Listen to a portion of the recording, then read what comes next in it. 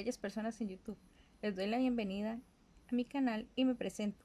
Mi nombre es Carola, vivo en Costa Rica y soy principiante en el punto de cruz, aunque siempre me ha gustado hacer manualidades, así que quisiera compartir con ustedes mis labores combinadas con mi otro gran amor, el mundo literario. Espero que les guste esta contradictoria mezcla entre borda conmigo e historias para no bordar. Quiero iniciar leyendo para ustedes el cuento de Carmila, publicada por Joseph Sheridan Le Fanu en el año 1872 y que influyó de cierta manera a Bram Stoker en la escritura de Drácula. El comienzo del horror. En Estiria, aunque no pertenecemos en absoluto a la grandeza, habitamos un castillo, Westloch. Una pequeña renta en esta parte del mundo da para mucho. 800 o 900 libras anuales hacen maravillas. Muy a duras penas, nuestros ingresos nos hubieran colocado entre los ricos en la patria. Mi padre es inglés y yo llevo un apellido inglés, aunque jamás he visto Inglaterra. Pero aquí, en este sitio solitario y primitivo, donde todo es tan asombrosamente barato, no veo de qué modo una cantidad de dinero mucho mayor podría añadir nada en absoluto a nuestras comodidades o incluso lujos. Mi padre perteneció al ejército austriaco y se retiró con una pensión y su patrimonio, comprando esta residencia feudal y los pequeños dominios en los que se alza. Una ganga.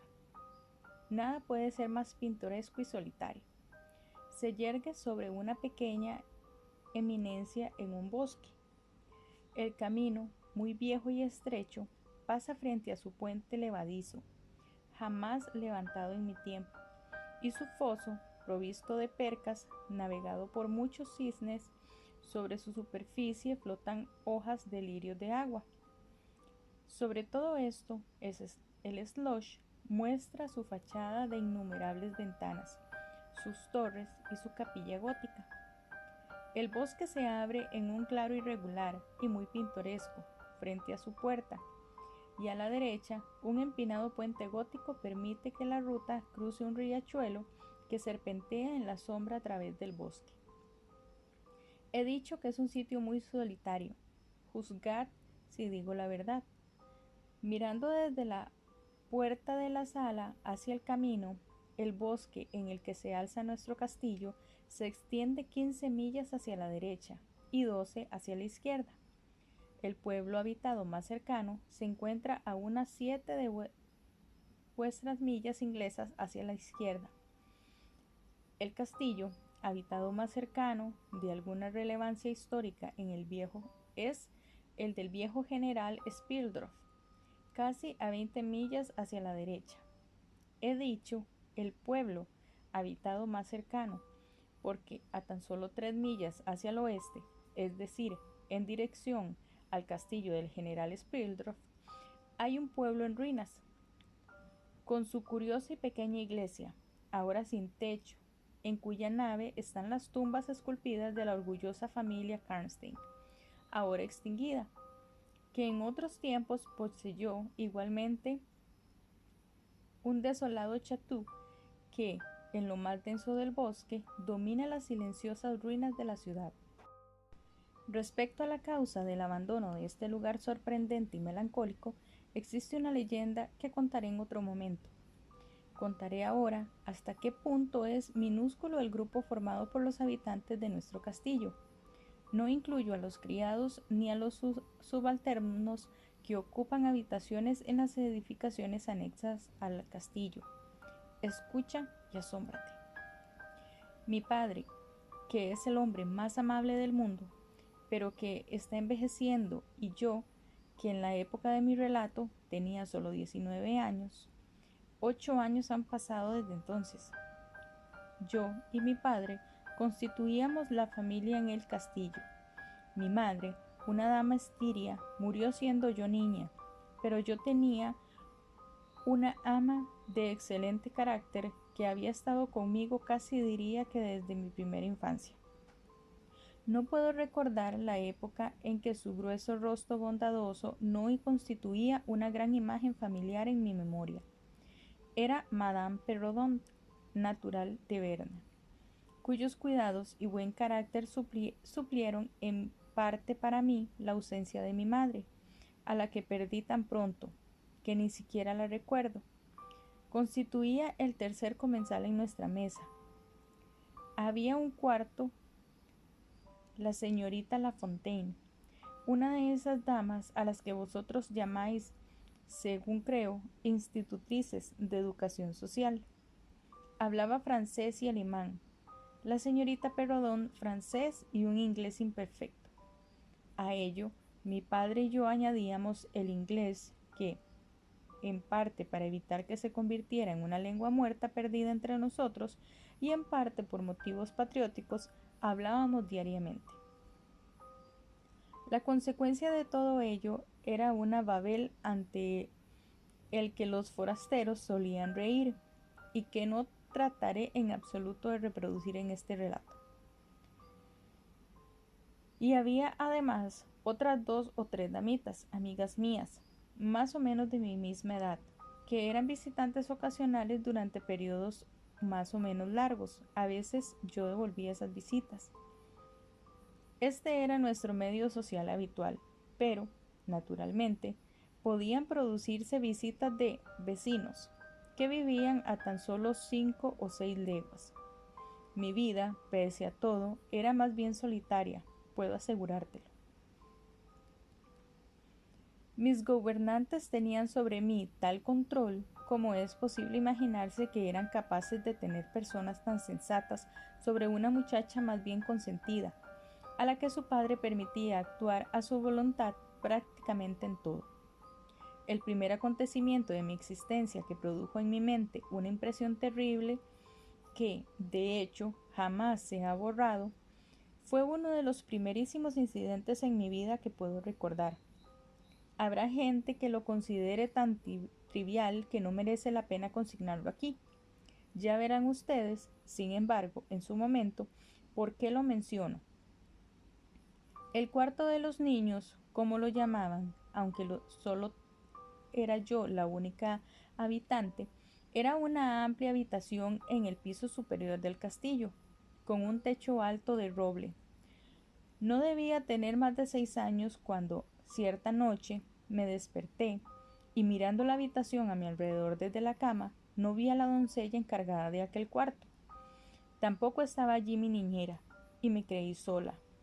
No me asusté, porque era una de esas felices criaturas a las que deliberadamente se mantiene la ignorancia de las historias de fantasmas y los cuentos fantásticos, y todos esos conocimientos que hacen que nos tapemos la cabeza cuando la puerta cruje súbitamente o el aleteo de una vela a punto de extinguirse hace bailar sobre la pared, cerca de nosotros, la sombra de uno de los pilares de la cama.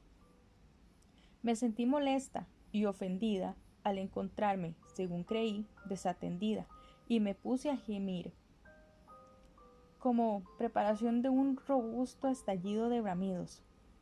Entonces, ante mi sorpresa, vi un rostro solemne, pero hermoso, mirándome al lado de la cama. Era el rostro de una joven dama arrodillada que tenía las manos bajo la colcha. La miré con una especie de asombro complacido y dejé de gemir. Me acarició con sus manos y se tendió a mi lado en la cama y me atrajo hacia sí, sonriendo. Me sentí de inmediato deliciosamente confortada y volví a quedarme dormida. Me desperté con una sensación como de si 2 agujas se me hundieran profundamente en el pecho, simultáneamente, y grité muy fuerte. La dama retrocedió, con sus ojos fijos en mí, y luego se deslizó al suelo, y según creí, se escondió debajo de la cama. Estaba ahora asustada por primera vez, y aullé con todas mis fuerzas. La niñera, la doncella, el ama de llaves, todas acudieron corriendo y al oír mi historia se la tomaron a la ligera, confortándome entre tanto como podían. Pero, aun siendo niña, pude darme cuenta de que sus rostros habían palidecido con una insólita expresión de ansiedad, y vi que miraban debajo de las mesas y que abrían los armarios. El ama de llaves susurró a la niñera: «Ponga la mano en este hoyo de la cama. Sí, se ha tendido alguien aquí, con tanta seguridad como que no ha sido usted. El sitio está todavía caliente». Recuerdo que la doncella me acarició y que las tres me examinaron el pecho, donde les dije que había sido el lugar donde sentí el pinchazo, y manifestaron que no había ninguna señal visible de que tal cosa me hubiera sucedido. El ama de llaves y las otras dos sirvientas que tenían a su cargo el cuarto de los niños se quedaron en vela toda la noche, y desde aquel tiempo alguna sirvienta veló invariablemente en el cuarto de los niños hasta que tuve como 14 años. Estuve muy nerviosa durante largo tiempo después de aquello. Llamaron a un médico que era pálido y muy mayor, que bien recuerdo su largo rostro saturnino, ligeramente punteado de viruela, y su peluca castaña. Durante una buena temporada, en días alternados, venía a administrarme mi medicina, que, naturalmente, yo odiaba. La mañana después de haber visto esa aparición, me encontraba en un estado de terror. No pude soportar que me dejaran sola, pese a ser de día, ni un solo momento. Recuerdo que mi padre subió y, de pie junto a mi cama, me habló alegremente, haciéndome un buen número de preguntas y riéndose de todo corazón ante una de las respuestas. Me dio golpecitos en el hombro, me besó y me dijo que no me asustara, que no era más que un sueño y que no podía hacerme daño. Pero no me sentí tranquilizada, porque yo sabía que la visita de la extraña mujer no había sido un sueño y estaba terriblemente asustada. Me consoló un poco el que la doncella de cuarto de los niños me asegurara haber sido ella la que había venido a verme y que se había tendido a mi lado en la cama, que yo debía haber estado media dormida para no reconocer su rostro, pero esto, aunque afirmado por la doncella, no me satisfizo totalmente. Recuerdo que, en el curso de aquel día, un venerable anciano con sotana negra vino a mi habitación con la niñera y el ama de llaves, y que habló un poco con ellas y conmigo muy amablemente. Tenía una cara muy dulce y afable, y me contó que iban a rezar. Me unió las manos y quiso que yo dijera, mientras ellos rezaban: «Señor, escucha todas las buenas plegarias por nosotros, en el nombre de Jesús». Creo que eran esas las palabras precisas, ya que a menudo las repetí para mí, y mi niñera durante años me las hizo decir en mis rezos.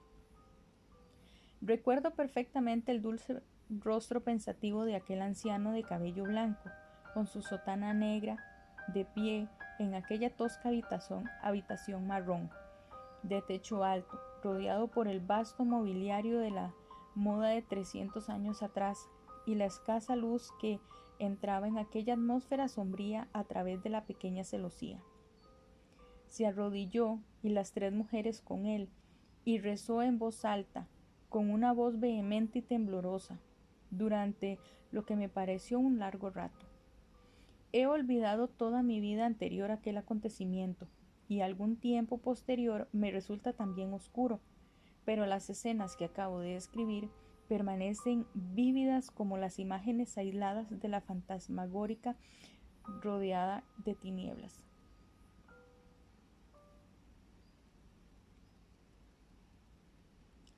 La invitada. Voy a contarles ahora algo tan extraño que será precisa toda su fe en mi veracidad para que crean mi historia.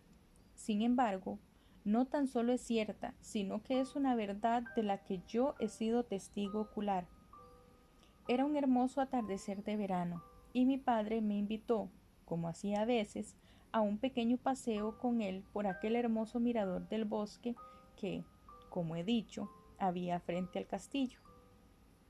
El general Speldroff no podía venir a visitarnos tan pronto como yo esperaba, dijo mi padre mientras paseábamos. El general iba a hacernos una visita de algunas semanas y esperábamos su llegada al día siguiente. Iba a traer consigo a una joven dama, sobrina y pupila suya, la señorita Renfield, a la que yo jamás había visto, pero a la que había oído describir como una muchacha realmente encantadora, y con cuyo trato me prometía yo muchos felices días. Me sentí más decepcionada de lo que una joven dama que vive en la ciudad o en un vecindario animado pueda siquiera imaginar. Esa visita y la nueva amistad que prometía me habían hecho soñar despierta durante varias semanas. ¿Y cuándo vendrá?, pregunté. No podrá hasta el otoño, no antes de 2 meses, diría yo, respondió mi padre. Y ahora estoy realmente encantado, querida, de que no hayas conocido a la señorita Renfield. ¿Y eso por qué?, pregunté, a un tiempo mortificado y curiosa. Porque la pobre damita ha muerto, me repuso. Me había olvidado por completo de que no te lo había dicho, pero no estabas en la sala cuando recibí la carta del general esta tarde. Aquello me afectó mucho. El general Spierdorf había mencionado en su primera carta, 5 o 6 semanas antes, que la muchacha no se encontraba todo lo bien que él desearía, pero nada sugería ni la más remota sospecha de un peligro. Aquí está la carta del general, me dijo mi padre, tendiéndomela. Me temo que está muy apenado. La carta me parece haber sido escrita en un estado muy parecido al desvarío. Nos sentamos en un tosco banco a la sombra de unos magníficos tilos. El sol se ponía, con todo su melancólico esplendor, tras el selvático horizonte y el riachuelo que fluye junto a nuestra casa y pasa bajo el empinado puente viejo que he mencionado serpenteaba a través de muchos grupos de nobles árboles, reflejando en su corriente, casi a nuestros pies, el escarlata desvaneciente del cielo.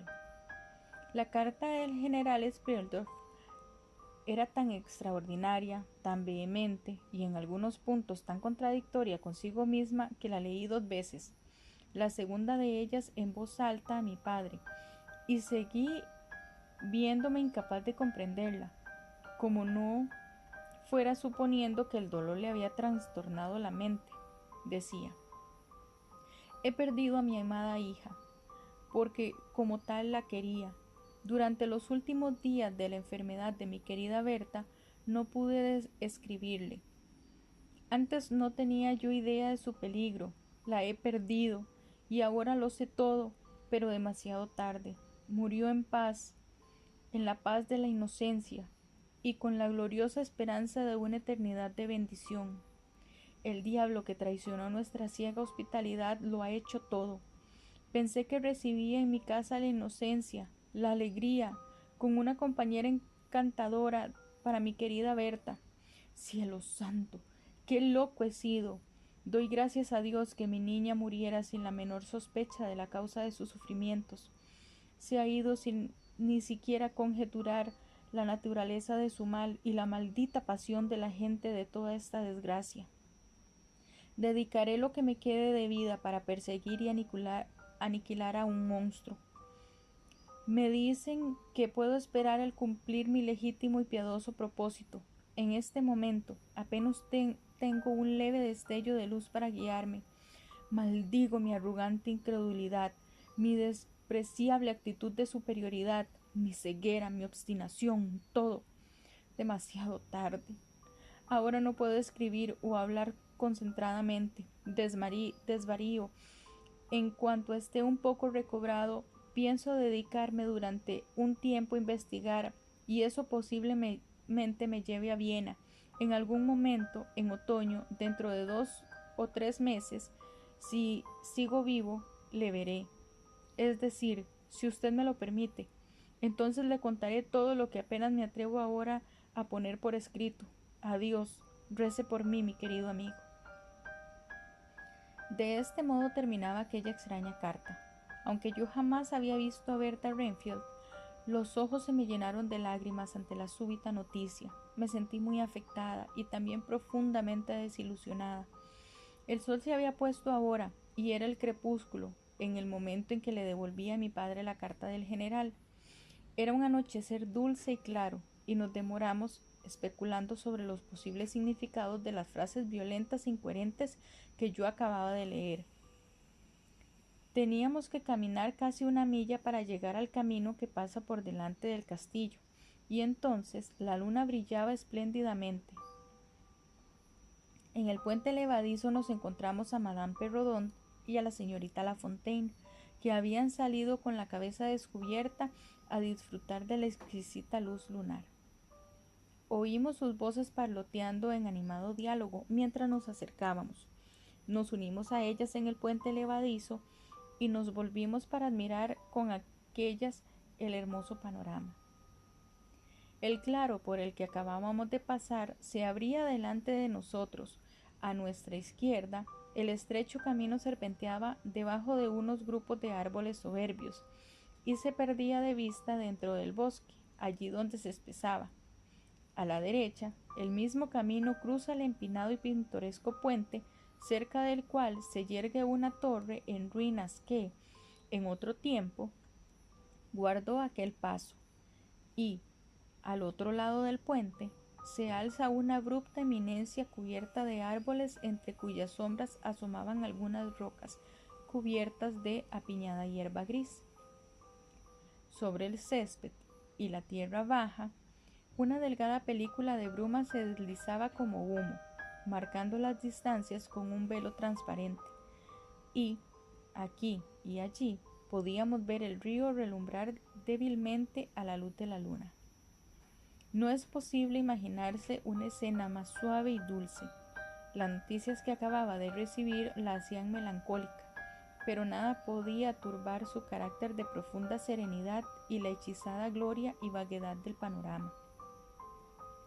Mi padre, que apreciaba lo pintoresco, y yo mirábamos en silencio la extensión frente a nosotros. Las dos buenas institutrices, un poco detrás de nosotros, charlaban sobre la escena y eran elocuentes respecto a la luna. Madame Perrodon era gorda, de mediana edad y romántica, y hablaba y suspiraba poéticamente.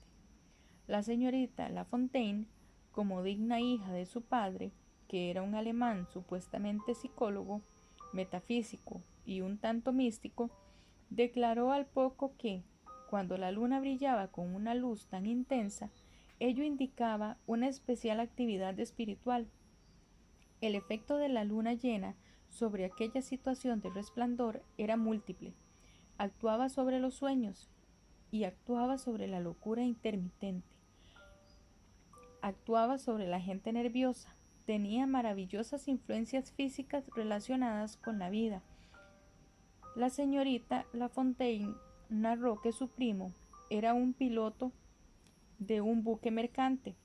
Tras descabezar un sueñecito en cubierta, tendido boca arriba, dándole de lleno en la cara la luz de la luna en una noche como aquella, se había despertado después de soñar que una vieja le arañaba la mejilla, con sus facciones horriblemente distorsionadas hacia un lado, y su fisonomía no había jamás recobrado enteramente su equilibrio.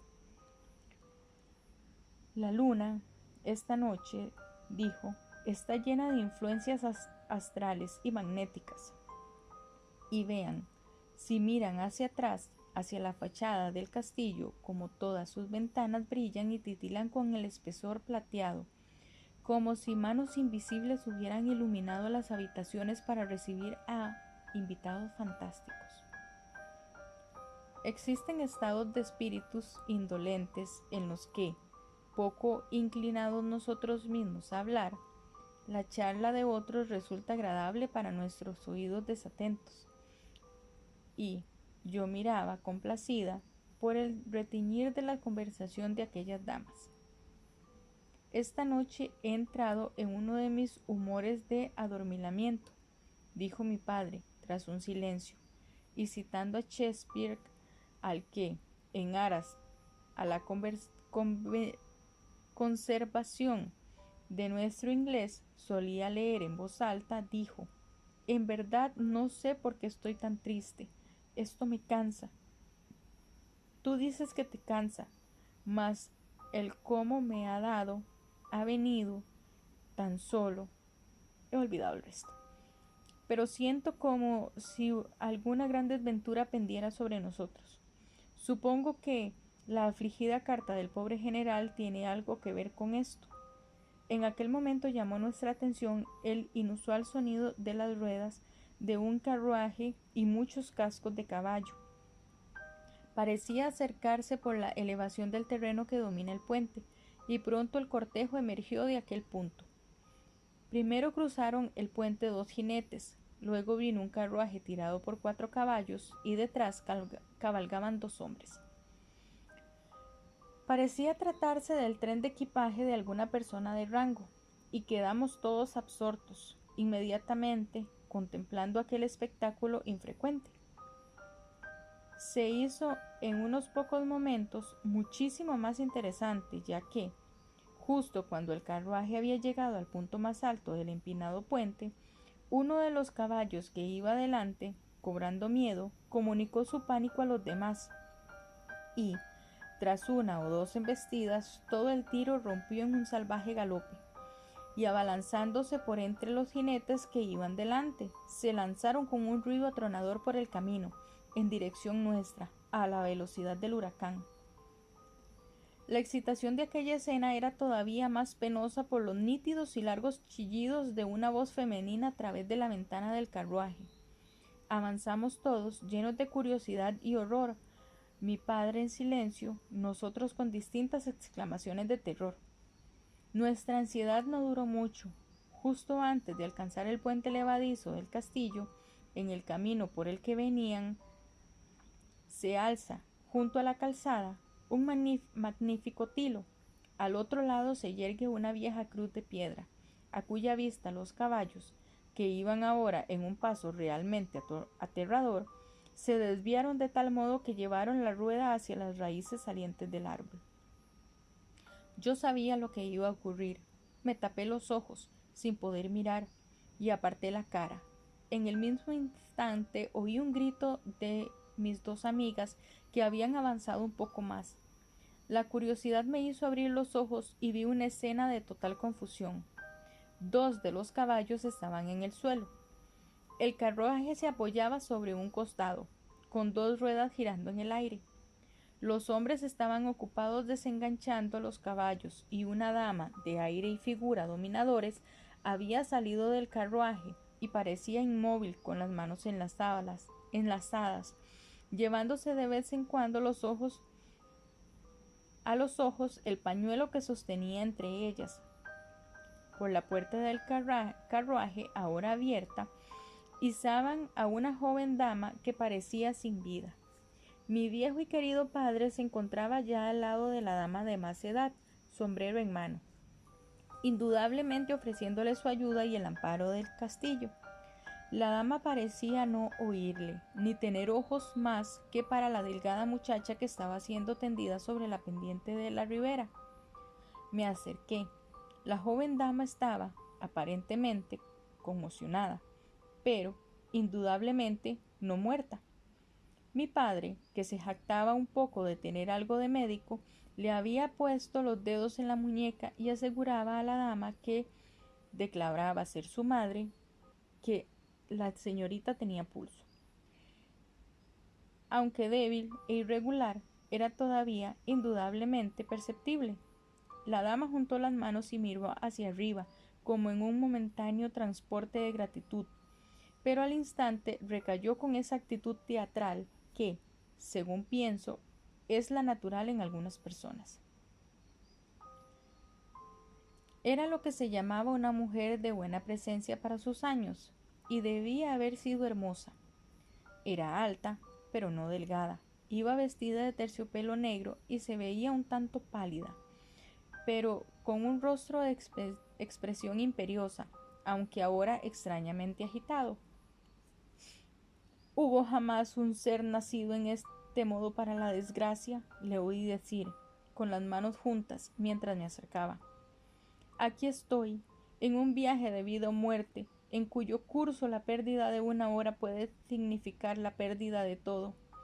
Mi hija no se habrá recobrado lo suficiente para proseguir el viaje en quién sabe cuánto tiempo. Debo dejarla. No puedo demorarme. No me atrevo. ¿A qué distancia, caballero, si puede decírmelo, se encuentra el pueblo más cercano? Debo dejarla allí, y no veré a mi niña, ni siquiera sabré de ella hasta mi regreso, dentro de 3 meses. Me hacía la chaqueta de mi padre, y le susurré vehemente al oído: «Oh, papá, dile que la deje con nosotros. Será delicioso. Hazlo, por favor». Si Madame acepta confiar a su hija al cuidado de mi hija y de su institutriz, Madame Perrodon, y le permite quedarse como huésped nuestra, bajo mi responsabilidad, hasta su regreso, nos estaría otorgando con ello una distinción y una obligación, y la trataríamos con todo el cuidado y la devoción que merece tan sagrada confianza. Yo no puedo hacer eso, caballero. Sería abusar demasiado cruelmente de su amabilidad y caballerosidad, dijo la dama aturulladamente. Sería, por el contrario, concedernos un gran favor en el momento en que más lo necesitamos. Mi hija acaba de sufrir la contrariedad de una cruel desgracia en relación a una visita de la que, desde hacía tiempo, esperaba obtener una gran felicidad.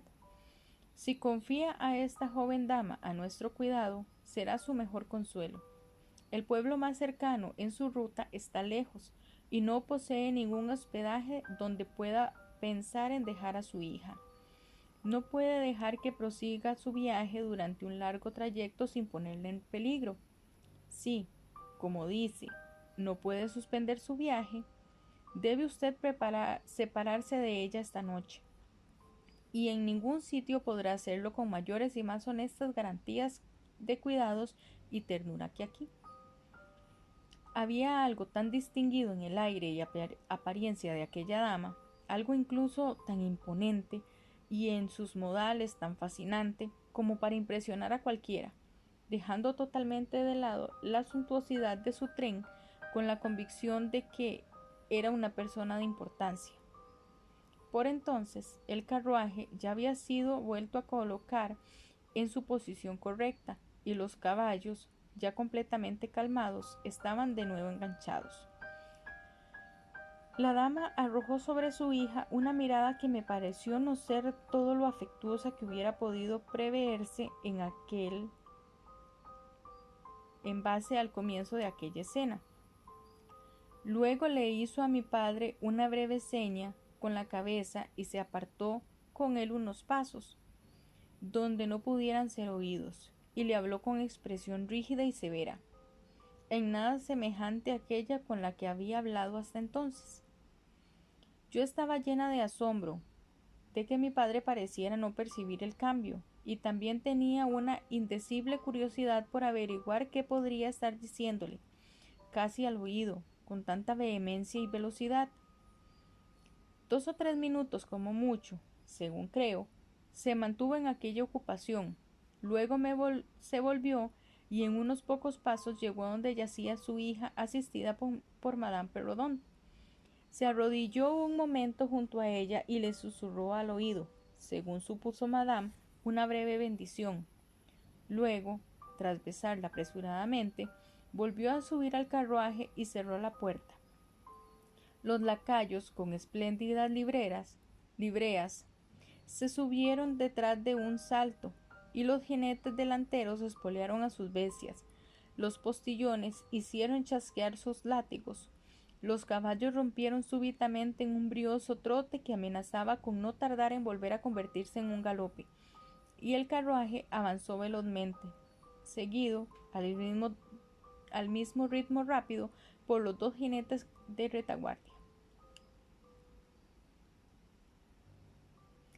Comparando observaciones. Seguimos el carruaje con la mirada hasta que se perdió ligero en el bosque brumoso, y el mismo sonido de los cascos y las ruedas se extinguió en el silencioso aire nocturno.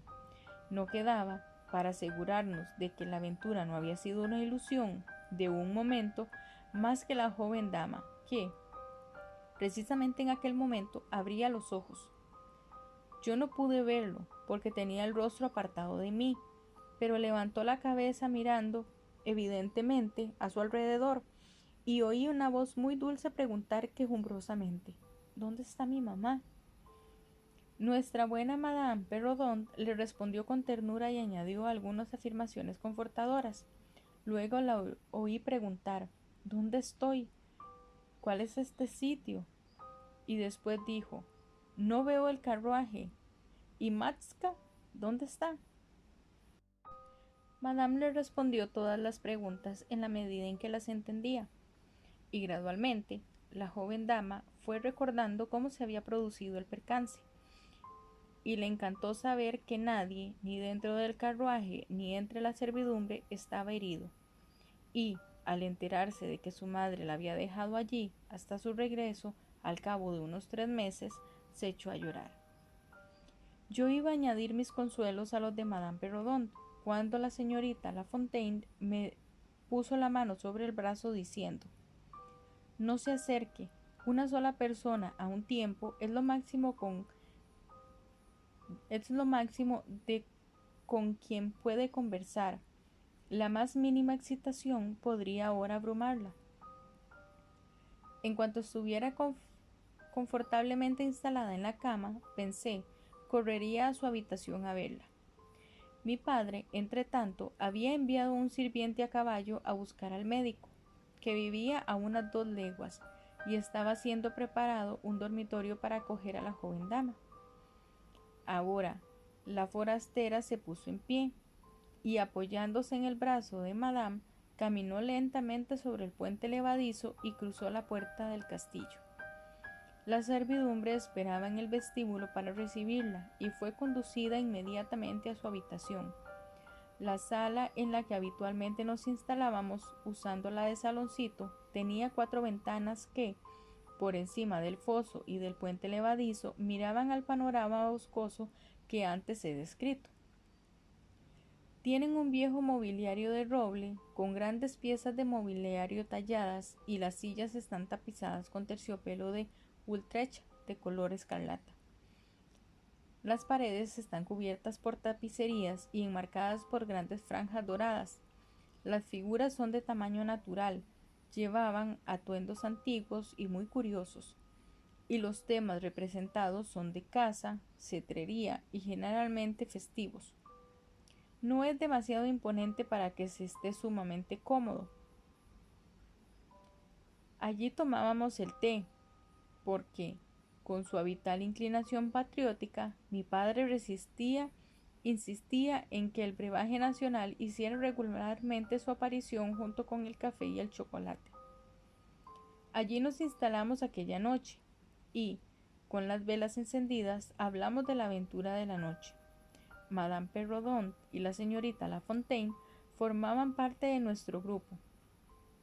La joven forastera no había acabado de caer en la cama cuando se quedó sumida en un profundo sueño, y aquellas damas la habían dejado al cuidado de una criada. ¿Qué le parece a nuestra huésped?, pregunté en cuanto entró Madame. Cuéntemelo todo de ella. Me gusta muchísimo, respondió Madame. Casi diría que es la criatura más bonita que he visto jamás, como de su edad, y muy gentil y afable. Es increíblemente hermosa, indicó la señorita La Fontaine, que se había asomado un momento en la habitación de la forastera. —Y qué voz tan dulce —añadió Madame Perrodon—. ¿No observaron a la mujer dentro del carruaje cuando volvió a ponerse en marcha? —inquirió la señorita La Fontaine—. ¿Que no había salido y que tan solo miraba por la ventana? No, no la habíamos visto.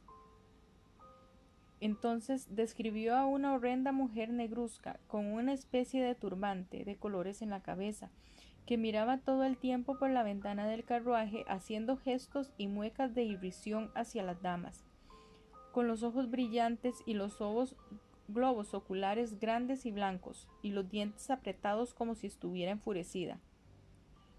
¿No observaron qué grupo de hombres de tan mal aspecto eran los sirvientes? Preguntó Madame. Sí, dijo mi padre, que acababa de entrar. Unos tipos tan feos y de aspecto tan vil como no había visto en mi vida. Espero que no roben a la pobre dama en el bosque. Son tipos listos. Sin embargo, lo pusieron todo en orden en un momento. Yo diría que están cansados por el exceso de trayecto, dijo Madame. Además de tener un aire maligno, sus caras estaban delgadas y sombrías, un poco hoscas. Soy muy curiosa, lo confieso, pero diría que la joven dama nos los contará todo mañana, si se ha recobrado lo suficiente. No creo que lo haga, dijo mi padre, con una misteriosa sonrisa y un pequeño signo de cabeza, como si supiera más de lo que deseaba decirnos. Esto me produjo todavía más curiosidad acerca de lo que había ocurrido entre él y la dama de terciopelo negro en la breve pero intensa entrevista que había precedido a la inmediata partida de la dama.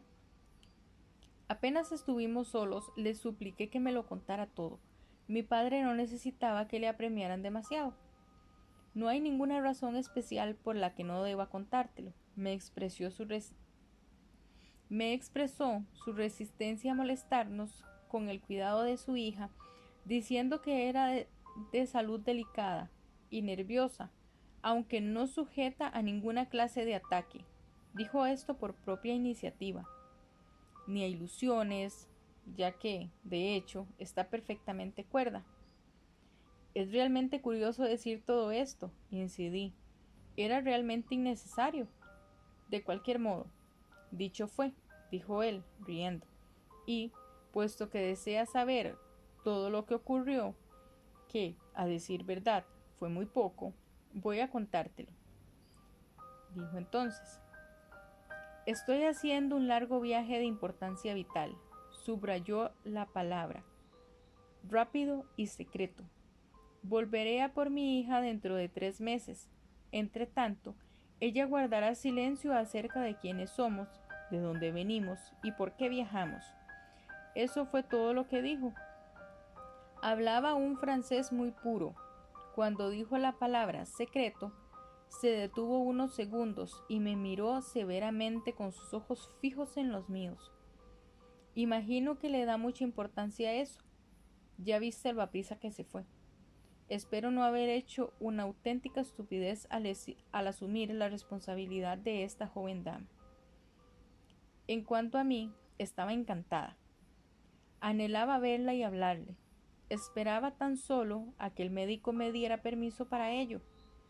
Vosotros, los que vivís en ciudades, no podéis tener ni la mínima idea de hasta qué punto era un gran acontecimiento la aparición de una nueva amistad en una soledad como la que nos rodeaba.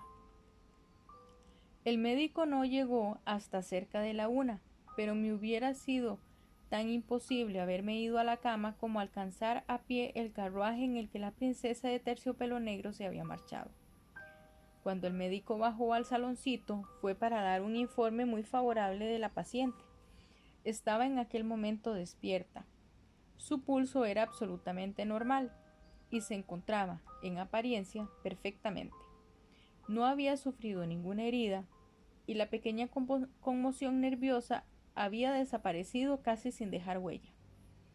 Desde luego, no podía causarle ningún daño el que yo la viera, si ambos lo deseábamos. Y, con esta autorización, envié de inmediato a alguien a averiguar si me permitiría hacerle una visita de unos pocos minutos en su habitación. La criada volvió inmediatamente para comunicar que nada le gustaría más. Pueden estar seguros de que no tardé mucho tiempo en valerme de este permiso. Nuestra visitante estaba en una de las habitaciones más hermosas del castillo. Era, quizá, un punto excesivamente imponente. Había una sombría obra de tapicería frente al pie de la cama, que representaba a Cleopatra con el áspid junto a su pecho, y en otras escenas clásicas se extendían, un poco diluidas por las demás paredes, pero había tallas doradas y ricos y variados coloridos en los demás decoraciones de la habitación para redimir más que desobradamente la lobreguez de la vieja tapicería. Había velas junto al lecho. Ella estaba incorporada. Su bonita figura delgada estaba envuelta en un suave camisón de seda, bordado con flores y forrado con un grueso estofado de seda que su madre le había arrojado a los pies mientras yacía en el suelo. ¿Qué fue lo que al llegar junto al lecho y habiendo apenas iniciado mi breve saludo me enmudeció en un instante y me hizo retroceder 1 o 2 pasos ante ella? Voy a contártelo. Vi el mismo rostro que me había visitado nocturnamente en mi infancia, que se mantenía fijo en mi memoria y sobre el que durante años había cavilado con horror tan a menudo, cuando nadie sospechaba en lo que estaba pensando. Era un rostro bonito, incluso hermoso, y en el primer momento en que lo vi tenía la misma expresión melancólica. Pero esa expresión se iluminó casi al instante en una extraña sonrisa fija de identificación. Hubo un silencio durante un largo minuto y finalmente ella habló. Yo no podía. «Es maravilloso», exclamó. «Hace 12 años vi tu rostro en un sueño y me ha obsesionado desde entonces». «Maravilloso, realmente», repetí yo, superando con esfuerzo el horror que durante un rato me había cortado el habla. Hace 12 años, en visión o realidad, yo ciertamente la vi. No puedo olvidar su rostro. Ha permanecido en mi visión desde entonces. Su sonrisa se había dulcificado. Fuera lo que fuera que viera yo de extraño en ella, había desaparecido y sus mejillas con hoyuelos eran ahora deliciosamente lindas e inteligentes. Me sentí tranquilizada y proseguí más en una vena de lo que la hospitalidad aconsejaba, dándole la bienvenida y contándole cuánto placer nos había proporcionado su accidental llegada y especialmente la bendición que era para mí. Le tomé la mano mientras hablaba. Yo era un poco tímida, como lo es la gente solitaria, pero la situación me hizo elocuente e incluso audaz. Ella me apretó la mano, me la apretó entre las suyas y sus ojos brillaron, mientras, mirándome vivamente a los míos, volvía a sonreír y se sonrojaba. Respondió muy gentilmente a mi bienvenida. Me sentí a su lado, todavía sorprendida, y ella dijo: «Debo contarle mi visión relativa a usted. Es tan extraño que tanto usted como yo hayamos tenido, cada cual de la otra, un sueño tan vivo que cada cual haya visto, usted a mí y yo a usted, mirándonos tal como ahora nos miramos cuando, claro está, éramos tan solo unas niñas. Yo era una niña de unos 6 años y me desperté en un sueño confuso y perturbador. Me encontré en una habitación distinta a mi cuarto infantil, enmaderado toscamente con cierta madera oscura, y que tenía armarios y sillas y bancos todo alrededor. Los lechos, creo, estaban todos vacíos, y en toda la habitación no había nadie aparte de mí. Y yo, después de mirar a mi alrededor durante algún rato, y tras admirar especialmente un candelabro de hierro con 2 brazos que, indudablemente, reconocería ahora, me arrastré debajo de una de las 2 camas para alcanzar la ventana.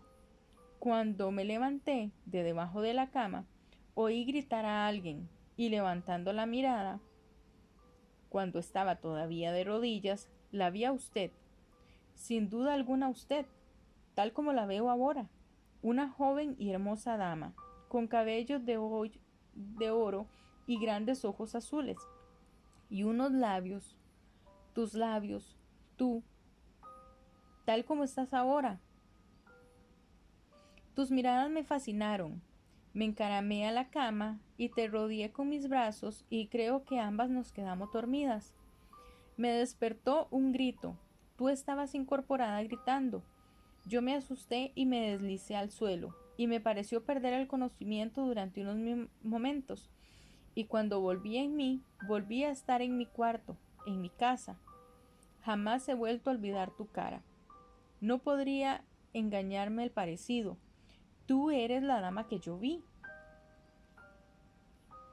Era mi turno de relatar mi correspondiente visión, cosa que hice, ante el no disimulado asombro de mi nueva amiga. No sé cuál debería asustarse más de la otra, dijo, volviendo a sonreír. Si fueras menos bonita, creo que tendría mucho miedo de ti, pero, siendo como eres y siendo tanto tú como yo tan jóvenes, tan solo tengo la sensación de haberte conocido hace 12 años y tener ya un derecho a tu intimidad. De cualquier modo, me parece como si hubiéramos estado destinadas desde nuestra primera infancia a ser amigas. Me pregunto si tú te sentiste tan extrañamente atraída hacia mí como yo hacia ti. Yo nunca he tenido una amiga. ¿Encontraré ahora una? Suspiró, y sus hermosos ojos oscuros me miraron apasionadamente. Ahora bien, lo cierto es que sentía una sensación extraña hacia la hermosa forastera. Me sentía, como ella decía, atraída hacia ella, pero había también algo de repulsión en ese sentimiento ambiguo. Sin embargo, la atracción prevalecía inmensamente. Me interesaba y me fascinaba. Era tan hermosa y tan indescriptiblemente atractiva. Me di cuenta de que cierta languidez y cansancio se le deslizaban en ella, y me apresuré a desearle buenas noches. El médico piensa, añadí, que deberías tener a una doncella atendiéndote esta noche. Una de las nuestras está esperando, y verás que es una criatura útil y sosegada. Eres muy amable, pero no podría dormir. Jamás podría con una criada en la habitación. No necesitaré ninguna ayuda. Y te voy a confesar mi debilidad. Me atormenta el terror de los ladrones. Nuestra casa fue robada en una ocasión y 2 sirvientes fueron asesinados, de modo que cierro con llave mi habitación. Se ha convertido en una costumbre. Pareces tan amable que estoy segura de que me perdonarás. Veo que hay llave en la cerradura. Me apretó fuertemente entre sus lindos brazos durante unos momentos y me susurró al oído: Buenas noches, querida. Es muy duro separarse de ti, pero buenas noches. Mañana, aunque no temprano, volveré a verte.